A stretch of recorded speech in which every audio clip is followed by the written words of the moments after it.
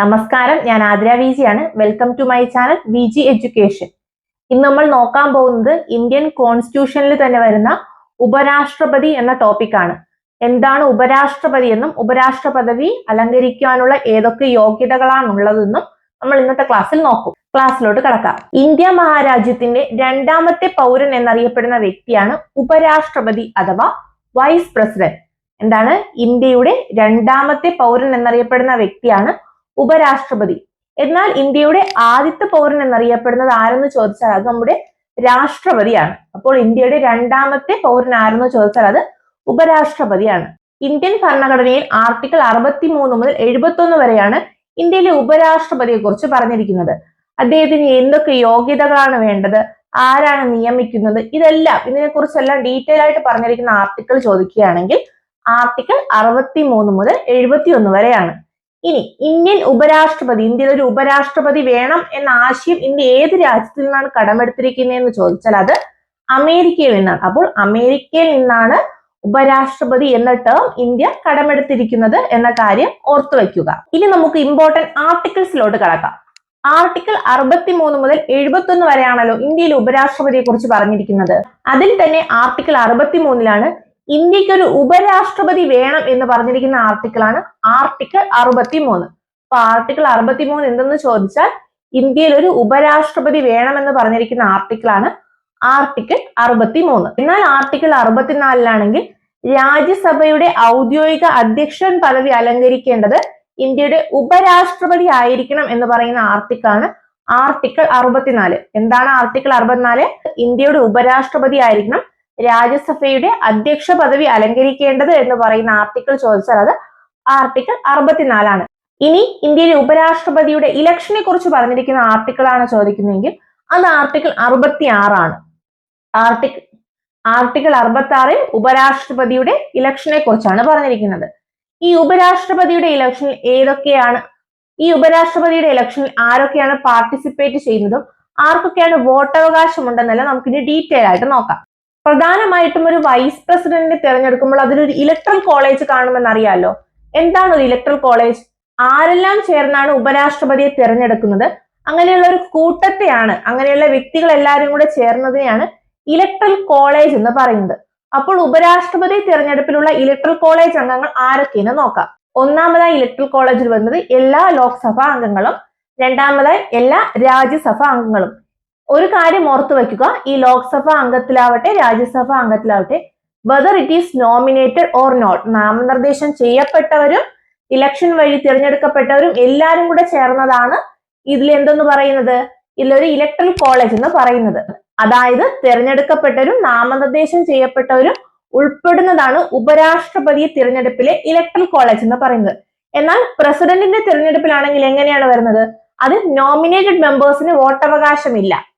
President തിരഞ്ഞെടുപ്പില് നമ്മുടെ രാഷ്ട്രപതിയെ തിരഞ്ഞെടുക്കുകയാണെങ്കിൽ അതിൽ എന്താണ്, നോമിനേറ്റഡ് മെമ്പേഴ്സിന് വോട്ടവകാശമില്ല. എന്നാൽ ഉപരാഷ്ട്രപതി വരുമ്പോൾ എന്തൊക്കെയാണ്, തിരഞ്ഞെടുപ്പാവട്ടെ തിരഞ്ഞെടുക്കപ്പെട്ടവരാവട്ടെ നോമിനേറ്റഡ് ആവട്ടെ ഈ രണ്ട് മെമ്പേഴ്സിനും തുല്യ പ്രാധാന്യത്തോടുകൂടി വോട്ടെടുപ്പിൽ പങ്കെടുക്കാം എന്ന കാര്യം കൂടി ഓർത്തു വയ്ക്കുക. അപ്പൊ ആദ്യമായിട്ട് വരുന്നത് ലോക്സഭാ മെമ്പേഴ്സും രണ്ടാമതായിട്ട് രാജ്യസഭാ മെമ്പേഴ്സും. ഇനി പ്രത്യേകിച്ച് ഓർമ്മിച്ചു വെക്കുക, സംസ്ഥാന നിയമസഭാ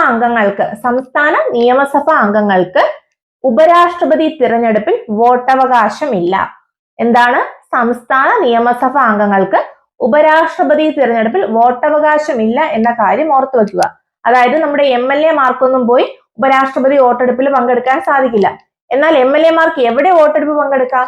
രാഷ്ട്രപതിയുടെ ഇലക്ഷൻ ആണെങ്കിൽ MLA മാർക്ക് അത് വോട്ടവകാശം ഉണ്ട്. എന്നാൽ ഉപരാഷ്ട്രപതി തിരഞ്ഞെടുപ്പിൽ സംസ്ഥാന നിയമസഭാ അംഗങ്ങളാവട്ടെ യൂണിയൻ ടെറിട്ടറീസിലാവട്ടെ ഇവയ്ക്കൊന്നും തന്നെ വോട്ടവകാശമില്ല എന്ന കാര്യം കൂടി ഓർത്തു വയ്ക്കുക. ഇനി അടുത്ത് നോക്കാൻ പോകുന്നത് ഒരു വൈസ് പ്രസിഡന്റായി മത്സരിക്കാനുള്ള യോഗ്യതകൾ എന്തൊക്കെയാണ്. വൈസ് പ്രസിഡന്റായി മത്സരിക്കാനുള്ള യോഗ്യതകളെ കുറിച്ചാണ് നോക്കുന്നത്. അതിൽ ആദ്യമായിട്ട് വരുന്നത് അദ്ദേഹം ഒരു ഇന്ത്യൻ പൗരനായിരിക്കണം. ആദ്യം ഒരു ഇന്ത്യൻ പൗരനായിരിക്കണം. കൂടാതെ 35 വയസ്സ് പൂർത്തിയാക്കിയ വ്യക്തി ആയിരിക്കണം അദ്ദേഹം. കൂടാതെ ഒരു രാജ്യസഭാ അംഗമാകാനുള്ള എല്ലാ വിധത്തിലുള്ള ക്വാളിഫിക്കേഷൻസും അദ്ദേഹത്തിന് ഉണ്ടായിരിക്കണം. ആദായം പറ്റുന്ന പദവികളിലോ അതുപോലെ തന്നെ തദ്ദേശ സ്വയംഭരണ സ്ഥാപനങ്ങളിലോ ഒന്നും തന്നെ ജോലി ചെയ്യുന്ന ആളാകരുത് എന്നും കൂടി പ്രത്യേകിച്ച് പറഞ്ഞിട്ടുണ്ട്. അപ്പൊ പ്രധാന യോഗ്യതകൾ: ഒന്നാമതായിട്ട് ഇന്ത്യൻ പൗരനായിരിക്കണം, 35 വയസ്സ് പൂർത്തിയായിരിക്കണം, ഒരു രാജ്യസഭാ അംഗമാകാനുള്ള യോഗ്യതകൾ അദ്ദേഹം പൂർത്തീകരിച്ചിരിക്കണം. ആദായം പറ്റുന്ന പദവികളൊന്നും തന്നെ വഹിക്കുവാനും പാടില്ല. വൈസ് പ്രസിഡന്റായി മത്സരിക്കുന്ന ഒരു വ്യക്തിക്ക് തന്റെ ഇലക്ട്രൽ കോളേജ് ഉണ്ടെന്ന് പറഞ്ഞല്ലോ. ഇലക്ട്രൽ കോളേജിൽ ലോക്സഭാ അംഗവും രാജ്യസഭാ അംഗങ്ങളും ഉൾപ്പെട്ടിരിക്കും. അങ്ങനെയുള്ള ഇലക്ട്രൽ കോളേജിൽ നിന്ന് 20 പേർ നിർദ്ദേശിക്കുകയും കൂടാതെ 20 പേർ പിന്താങ്ങുകയും വേണം. എന്താണ്? വൈസ് പ്രസിഡന്റായിട്ട് മത്സരിക്കുന്നതിന് തങ്ങളുടെ ഇലക്ട്രൽ കോളേജിൽ നിന്നും 20 പേർ നിർദ്ദേശിക്കുകയും 20 പേർ പിന്താങ്ങുകയും ചെയ്യണം. വൈസ് പ്രസിഡന്റ് ആവുന്നതിന് കെട്ടിവെക്കേണ്ട തുക എത്രയെന്ന് ചോദിക്കാം. അത് 15,000 രൂപയാണ് വൈസ് പ്രസിഡന്റിന് കെട്ടിവെക്കേണ്ടത്. അപ്പൊ മിനിമം തുക എത്രയെന്ന് ചോദിച്ചാൽ അത് 15,000 രൂപയാണ്. എന്നാൽ വൈസ് പ്രസിഡന്റിന് സത്യവാചകം ചൊല്ലിക്കൊടുക്കുന്ന ആരാണ്? അത് ഇന്ത്യയുടെ പ്രസിഡന്റ് ആണ് വൈസ് പ്രസിഡന്റിന് സത്യവാചകം ചൊല്ലിക്കൊടുക്കുന്നത്. ഇനി ഒരു ക്വസ്റ്റ്യൻ നമ്മൾ കുഴപ്പിക്കാനായിട്ട് ചോദിക്കും. വൈസ് പ്രസിഡന്റിനെ അപ്പോയിന്റ് ചെയ്യുന്നത് ആരാണ്? ആരാണ് വൈസ് പ്രസിഡന്റിനെ അപ്പോയിന്റ് ചെയ്യുന്നത്? എല്ലാവരും വിചാരിക്കും ഇന്ത്യയുടെ രാഷ്ട്രപതിയോ അല്ലെങ്കിൽ സുപ്രീം കോടതി ചീഫ് ജസ്റ്റിസോ ആയിരിക്കും ഇന്ത്യയുടെ ഉപരാഷ്ട്രപതിയെ അപ്പോയിന്റ് ചെയ്യുന്നത്. എന്നാൽ ഇന്ത്യയുടെ രാഷ്ട്രപതിയും ഉപരാഷ്ട്രപതിക്കും അപ്പോയിന്റിംഗ് അതോറിറ്റി ഇല്ല. ഇന്ത്യൻ ഭരണഘടനയിൽ തന്നെ പ്രത്യേകിച്ച് ഒരു ആർട്ടിക്കിൾ തന്നെ പറഞ്ഞിട്ടുണ്ട്, ഇന്ത്യക്കൊരു ഉപരാഷ്ട്രപതി ഉണ്ടായിരിക്കണം, അതുപോലെ തന്നെ ഇന്ത്യക്കൊരു രാഷ്ട്രപതി ഉണ്ടായിരിക്കണം. എന്താണ്? ഇന്ത്യയിൽ ഒരു സെപ്പറേറ്റ് ആർട്ടിക്കിൾ ആയിട്ട് തന്നെ ഉണ്ട്, ഇന്ത്യക്കൊരു രാഷ്ട്രപതി ഉണ്ടായിരിക്കണമെന്നും ഇന്ത്യക്കൊരു ഉപരാഷ്ട്രപതി ഉണ്ടായിരിക്കണമെന്നും. അതാണ് നമ്മൾ ആർട്ടിക്കിൾ 63 പഠിച്ചത്, ഇന്ത്യക്കൊരു ഉപരാഷ്ട്രപതി ഉണ്ടായിരിക്കണം. അതനുസരിച്ചിട്ട് ഇന്ത്യക്ക് ഒരു ഉപരാഷ്ട്രപതി ഉണ്ട്. അല്ലാതെ സെപ്പറേറ്റ് ഒരു അപ്പോയിന്റിംഗ് അതോറിറ്റി ഈ രണ്ട് കാര്യത്തിനും ഇല്ല. എന്താണ്? രാഷ്ട്രപതിക്കും ഇല്ല, ഉപരാഷ്ട്രപതിക്കും ഇല്ല എന്ന കാര്യം ഓർത്തു വയ്ക്കുക. നെക്സ്റ്റ് നമ്മൾ നോക്കാൻ പോകുന്ന ആർട്ടിക്കിൾ 67 ആണ്. ആർട്ടിക്കിൾ 67 വൈസ് പ്രസിഡന്റ് കാലാവധിയെ കുറിച്ചാണ് പറഞ്ഞിരിക്കുന്നത്. ആർട്ടിക്കിൾ 67 വൈസ് പ്രസിഡന്റ് കാലാവധി. എത്രയാണ് കാലാവധി? 5 വർഷമാണ് വൈസ് പ്രസിഡന്റ് പ്രധാനമായിട്ടുള്ള കാലാവധി. എന്താണ്? വൈസ് പ്രസിഡന്റ് കാലാവധി ചോദിച്ചാൽ അത് 5 വർഷമാണെന്ന് ഓർത്തു വയ്ക്കുക. വൈസ് പ്രസിഡന്റ് തന്റെ രാജിക്കത്ത് സമർപ്പിക്കേണ്ടത് സത്യവാചകം ചൊല്ലിക്കൊടുക്കുന്ന ആർക്കാണോ ആ വ്യക്തിക്ക് തന്നെയാണ്. അപ്പോൾ ഇന്ത്യയുടെ ഉപരാഷ്ട്രപതി ആർക്കാണ് രാജിക്കത്ത് കൊടുക്കേണ്ടത്? ഇന്ത്യയുടെ പ്രസിഡന്റിനായിരിക്കണം. ഇനി ഇന്ത്യയിൽ വൈസ് പ്രസിഡന്റിനെ പുറത്താക്കാനുള്ള നടപടികൾ എന്തെങ്കിലും ആവശ്യമുണ്ടെങ്കിൽ അത് ആദ്യം ആരംഭിക്കുന്നത് രാജ്യസഭയിലായിരിക്കും. ലോക്സഭയുമുണ്ട്, രാജ്യസഭയുമുണ്ട്. രാജ്യസഭയിലെ അധ്യക്ഷനായിരിക്കും ഇന്ത്യയുടെ വൈസ് പ്രസിഡന്റ് എന്ന് പറഞ്ഞല്ലോ. അപ്പോൾ ഇന്ത്യയുടെ വൈസ് പ്രസിഡന്റിനെ പുറത്താക്കുവാനുള്ള നടപടികൾ എവിടെ നിന്ന് ആരംഭിക്കണം? എവിടെ പ്രമേയം അവതരിപ്പിച്ചുകൊണ്ട് ആരംഭിക്കണം?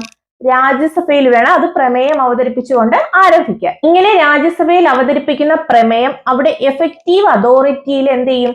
പാസ്സാക്കപ്പെടുകയും തിരിച്ചത് പ്രമേയം എങ്ങോട്ട് പോകും? ലോക്സഭയിലോട്ട് പോകും. അങ്ങനെ ലോക്സഭയിലോട്ട് പോയി അത് സിമ്പിൾ മെജോറിറ്റിയിൽ പാസ്സാക്കുകയാണെങ്കിൽ അവിടെ ഉപരാഷ്ട്രപതി തന്റെ സ്ഥാനത്ത് നിന്ന് നീക്കം ചെയ്യപ്പെടുന്നു. കൂടാതെ ഈ നടപടികൾ ആരംഭിക്കുന്നതിന് വൈസ് പ്രസിഡന്റിനെ പുറത്താക്കുന്നതിന് തൊട്ട് മുൻപ്, അതായത് 14 ദിവസത്തിന് മുൻപ് അദ്ദേഹത്തിന് പ്രസ്തുത വിവരം അറിയിച്ചുകൊണ്ടുള്ള നോട്ടീസ് കൊടുക്കണമെന്നും പ്രത്യേകിച്ച് ഈ ആർട്ടിക്കിളിൽ പറഞ്ഞിട്ടുണ്ട്. വൈസ് പ്രസിഡന്റ് തെരഞ്ഞെടുപ്പുമായി ബന്ധപ്പെട്ട തർക്കങ്ങളെല്ലാം പരിഹരിക്കുന്നത് ഇന്ത്യയിലെ സുപ്രീം കോടതിയാണ്. കൂടാതെ പ്രസിഡന്റിന്റെ അഭാവത്തിൽ സ്ഥാനം ഏറ്റെടുക്കുന്ന ആരാണ്? വൈസ് പ്രസിഡന്റ് ആണ്. അപ്പൊ വൈസ് പ്രസിഡന്റ് അഭാവത്തിൽ സ്ഥാനം ഏറ്റെടുക്കുന്നു. ഇനി ലോക്സഭയിൽ സ്പീക്കർ ഉണ്ടല്ലോ, ലോക്സഭാ സ്പീക്കർ, അതുപോലുള്ള ഒരു സ്ഥാനം ലോക്സഭയിൽ സ്പീക്കറിന് തുല്യമായി രാജ്യസഭയിൽ അധ്യക്ഷ പദവി അലങ്കരിക്കുന്നത് കൂടിയാണ് നമ്മുടെ ഉപരാഷ്ട്രപതി. പ്രസിഡന്റിന്റെ അഭാവത്തിൽ അദ്ദേഹത്തിന്റെ ചുമതലകൾ വഹിക്കുന്നത് നമ്മുടെ വൈസ് പ്രസിഡന്റ് ആയിരിക്കും എന്ന് പറഞ്ഞല്ലോ. അപ്പോൾ ഈ വൈസ് പ്രസിഡന്റ് അറിയപ്പെടുന്നത് ആക്ടിംഗ് പ്രസിഡന്റ് എന്നാണ്. എന്താണ്? ആക്ടിംഗ് പ്രസിഡന്റിന്റെ പദവി വൈസ് പ്രസിഡന്റിന് എപ്പോ കിട്ടും? എന്നാണോ പ്രസിഡന്റിന്റെ അഭാവം ഉള്ളത്, അല്ലെങ്കിൽ പ്രസിഡന്റിന്റെ അഭാവത്തിൽ ആ ഒരു ട്രോള്, പ്രസിഡന്റിന്റെ അഭാവത്തിൽ അദ്ദേഹത്തിന്റെ ചുമതല വൈസ് പ്രസിഡന്റ് ഏറ്റെടുക്കുമ്പോൾ വൈസ് പ്രസിഡന്റ് അറിയപ്പെടുന്ന പേരാണ് ആക്ടിംഗ് പ്രസിഡന്റ്. ഇത് പറയുന്ന ആർട്ടിക്കിളാണ് ആർട്ടിക്കിൾ 65. എന്താണ്? ആർട്ടിക്കിൾ 65ലാണ് ആക്ടിംഗ് പ്രസിഡന്റിനെ കുറിച്ച് പറയുന്നത്. ഈ ആക്ടിംഗ് പ്രസിഡന്റ് ആയിട്ട് ഇരിക്കുമ്പോൾ അദ്ദേഹത്തിന് രാജ്യസഭയിൽ പോയി അവിടുത്തെ അധ്യക്ഷത പദവി വഹിക്കാനോ മറ്റു പദവികൾ വഹിക്കാനോ സാധിക്കുന്നതില്ല. അതുപോലെ തന്നെ ആക്ടിംഗ് പ്രസിഡന്റ് ആയിരിക്കുമ്പോൾ, അതായത് അദ്ദേഹത്തിന് പ്രസിഡന്റിന് തുല്യമായ പദവി ലഭിക്കുകയാണ്. അപ്പോൾ റിയൽ ആയിട്ടുള്ള പ്രസിഡന്റിന്, രാഷ്ട്രപതിക്ക് ലഭിക്കുന്ന എല്ലാ വിധത്തിലുള്ള ശമ്പളവും ആനുകൂല്യം എല്ലാം തന്നെ ആക്ടിംഗ് പ്രസിഡന്റിന് ലഭിക്കും. ഇങ്ങനെ ആക്ടിംഗ് പ്രസിഡന്റ്, ഒരു ഉപരാഷ്ട്രപതി ആക്ടിംഗ് പ്രസിഡന്റ് ആയിരിക്കാനുള്ള മിനിമം കാലാവധി എന്ന് പറയുന്നത് 6 മാസമാണ്. നമ്മുടെ രാജ്യസഭാ ചെയർമാൻ അല്ലെങ്കിൽ ഉപരാഷ്ട്രപതിയുടെ ശമ്പളം എത്രയെന്ന് ചോദിച്ചാൽ അത് 4 ലക്ഷമാണ്. എന്നാൽ അദ്ദേഹം ആക്ടിംഗ് പ്രസിഡന്റ് ആയിട്ട് ഇരിക്കുമ്പോൾ, ആക്ടിംഗ് പ്രസിഡന്റ് ആയി വരുമ്പോൾ അദ്ദേഹത്തിന്റെ ശമ്പളം രാഷ്ട്രപതിക്ക് തുല്യമായ 5 ലക്ഷമാകുന്നു. പാർലമെന്റിൽ അംഗമല്ലാതെ പാർലമെന്റിലെ ഒരു രാജ്യസഭയിൽ അധ്യക്ഷത വഹിക്കുന്ന വ്യക്തി കൂടിയാണ് ആരെന്ന് പറയുന്നത്? ഉപരാഷ്ട്രപതി എന്ന് പറയുന്നത്. തന്നെ പാർലമെന്റ് അംഗമല്ലാത്തതിനാൽ അദ്ദേഹത്തിന് വോട്ടവകാശമില്ല. ഇനി നമുക്ക് ഇന്ത്യയുടെ ഉപരാഷ്ട്രപതിയെ കുറിച്ച് നോക്കാം. ഇന്ത്യയിൽ ആദ്യമായി ഉപരാഷ്ട്രപതി പദവി അലങ്കരിച്ച വ്യക്തിയാണ് ഡോക്ടർ എസ് രാധാകൃഷ്ണൻ. അതുകൊണ്ട് തന്നെ ഇന്ത്യയിലെ ആദ്യത്തെ രാജ്യസഭാ ചെയർമാൻ ആരെന്ന് ചോദിച്ചാലും അതിന്റെ ആൻസർ ആയിട്ട് വരുന്നത് ഡോക്ടർ എസ് രാധാകൃഷ്ണനാണ്. എന്നാൽ ഏറ്റവും കൂടുതൽ കാലം ഉപരാഷ്ട്രപതി പദവി അലങ്കരിച്ച വ്യക്തിയാണ് ഡോക്ടർ ഹമീദ് അൻസാരി. അദ്ദേഹം ഡോക്ടർ എസ് രാധാകൃഷ്ണനേക്കാളും ഒരു ദിവസം കൂടുതലാണ് ഈ പദവി അലങ്കരിച്ചിട്ടുള്ളത്. ഏറ്റവും കുറച്ചുകാലം വൈസ് പ്രസിഡന്റ് ആയിരുന്ന വ്യക്തി വി ഗിരിയും രാജിവെച്ച ആദ്യത്തെ വൈസ് പ്രസിഡന്റ് ചോദിച്ചാൽ അതും വി ഗിരിയാണ്. എന്നാൽ ഈ ഉപരാഷ്ട്രപതി പദവിയിലെത്തിയ ആദ്യത്തെ മലയാളി ആരെന്ന് ചോദിച്ചാൽ അത് KR നാരായണനാണ്.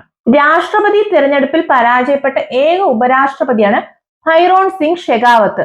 അദ്ദേഹമാണ് ഉപരാഷ്ട്രപതിയായ ഏറ്റവും പ്രായം കൂടിയ വ്യക്തി. ഇനി ഇന്ത്യയുടെ ഏറ്റവും പ്രായം കുറഞ്ഞ ഉപരാഷ്ട്രപതി ചോദിച്ചാൽ അത് BD ജെട്ടിയാണ്. രാഷ്ട്രപതി, ഉപരാഷ്ട്രപതി, ചീഫ് ജസ്റ്റിസ് എന്നീ പദവി വഹിച്ചിട്ടുള്ള ഒരേ ഒരു വ്യക്തിയാണ് ജസ്റ്റിസ് M ഹിദായത്തുള്ള.